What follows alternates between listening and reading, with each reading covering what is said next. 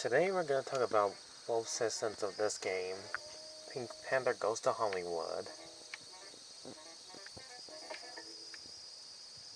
I would never rented this game when we had an old store where you can rent old games instead of return them back. This is no exception that this game is actually not horrible, but kind of an average one. Why do I say it's average? Well, for instance, most of the enemies and most likely the backgrounds are kind of nice, are kind of lifeless. I could talk about a little bit of history of the Pink Panther. That came out in 1963 from its movie. And there are like over 13 movies of it. But we'll do that in a nearby future. Anyhow, you're playing the Pink Panther, which is him, the silent type character. Or when you control him, he's kind of fine to control in the game. Except for the delay of the jumps, that you have to time it perfectly. And find more upgrades and more health to help the Pink Panther and use his weapon of boxing glove against enemies.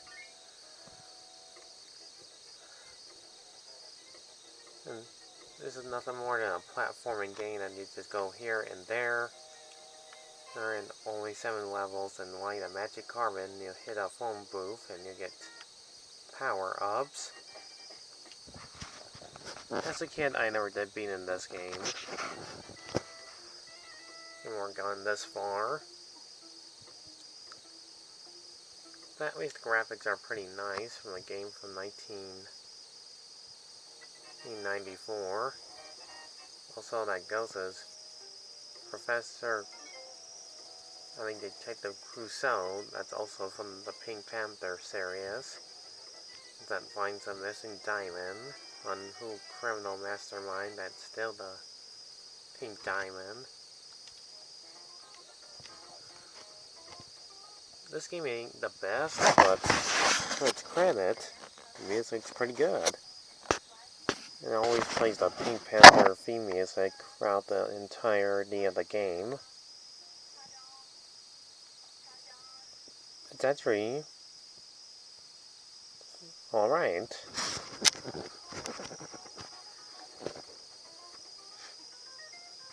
And yep, you heard that.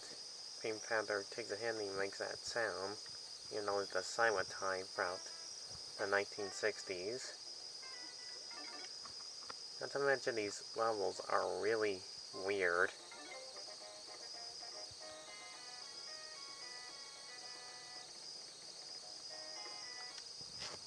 Really, really weird. Weird and colorful.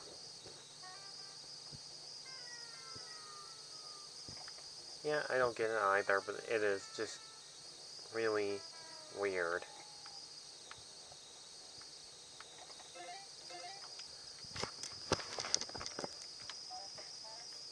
These stages make no sense whatsoever. First there's like the haunted house. Second, you're inside a giant fridge and pink underwater with peppermint stage. Then you're at the Wild West, which makes sense.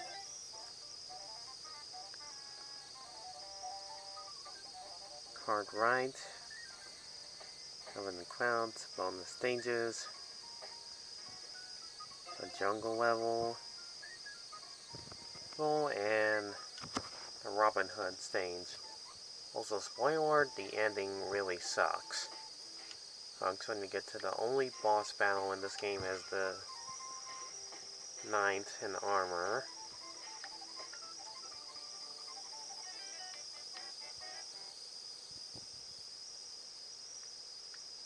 Yeah, this ending sucks. Except for the Super Nintendo, which we'll talk about right about now. Because it's a bit better than the Genesis.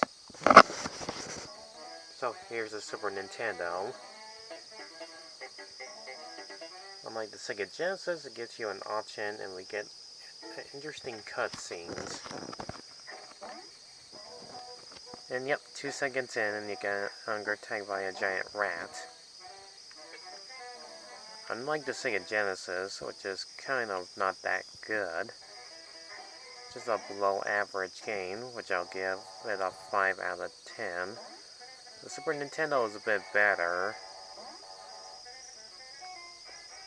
It has way better graphics and well-designed stages. So instead the Pink Panther theme music keep playing, and we hear some different music playing. And just like the last game, you get upgrades of the magic carpet, umbrella, high scores, time limit, some movie parodies. I would say this is actually way better than the Sega Genesis.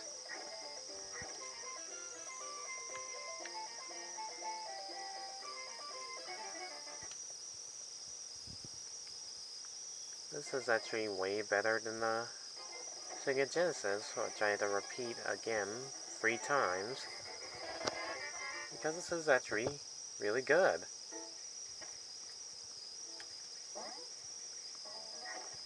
So I actually like this. I wish I was playing this one than the one I just talked about.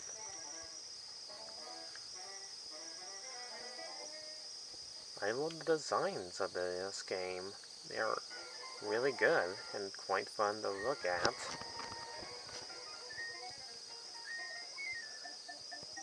Anyways, just like the same plot as the other one, and Pink Panther becomes pretty much a Hollywood movie star for avoiding enemies and dangerous traps like that. I never did play the Super Nintendo, but this actually looks fun.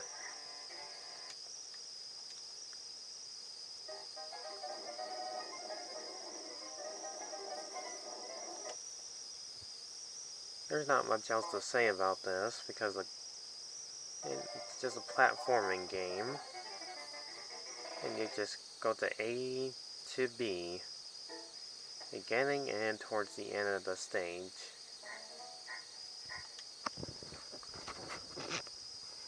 That's pretty much all you do in this game.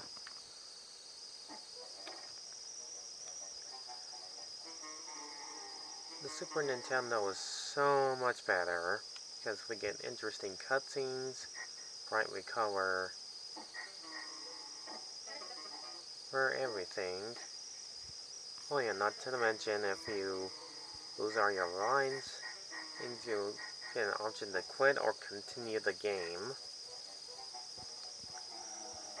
which is also on that other system.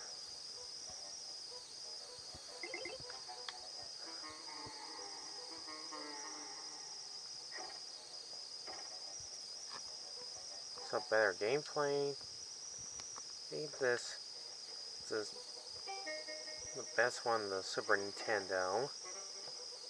You know what? I like this. This even more than ever, baby.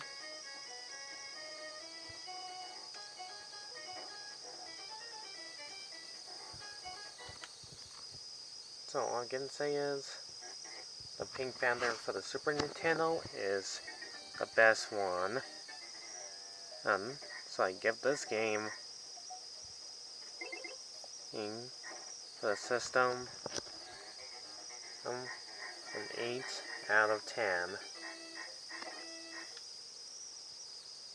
Maybe someday I'll buy this game somewhere cheap. And here's the ending. If those of you are a huge Pink Panther fan, which I am, including the music, I never get tired of hearing over and over again on YouTube, and most likely the cartoons.